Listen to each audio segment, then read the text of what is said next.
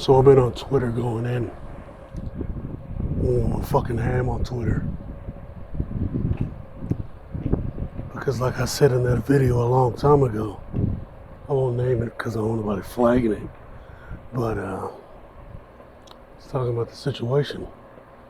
And we're pretty much there now. We're there. The thing about the blacks is they're never going to take it to where it needs to go. They're not going to do it. And I went back and forth with this silly ass dude.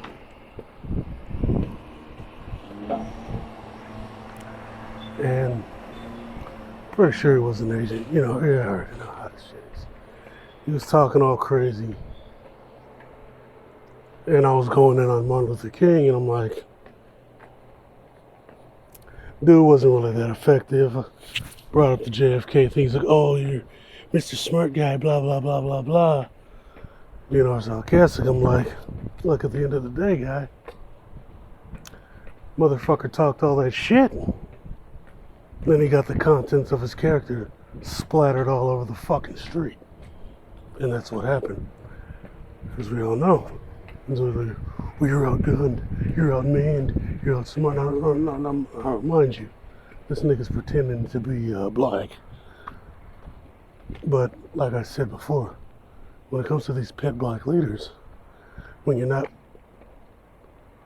operating from within the framework of the canned argument, the white supremacists that are pretending to be black or because they're straight up white supremacists, all of a sudden, they're a Farrakhan supporter. They're an Al Sharpton defender. They're an MLK defender. As soon as you step outside of the framework that they've created for you, and you go, you know, the NAACP was created by the tribe. Oh yeah, exactly. To spy for the Aryans. Oh no, fuck not. And then you give the proof, then all of a sudden, a tweet from 37 years ago gets flagged, and then you can't talk for a week. So we know how this shit works. We know how this shit works. You know what I'm saying? We know how this shit works. And that's what it's always been about.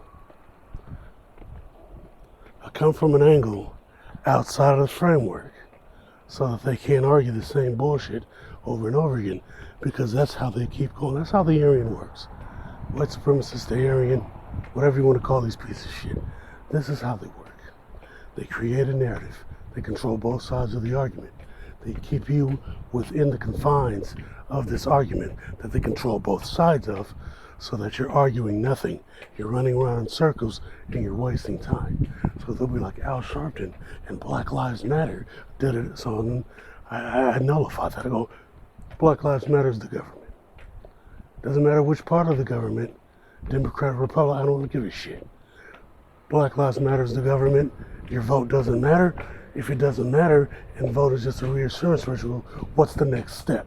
And that's when they start talking about hate speech and inciting terrorism. And I say, you know what?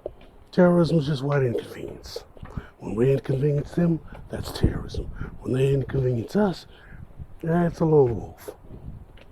So, know that these motherfuckers are always operating from within a canned framework.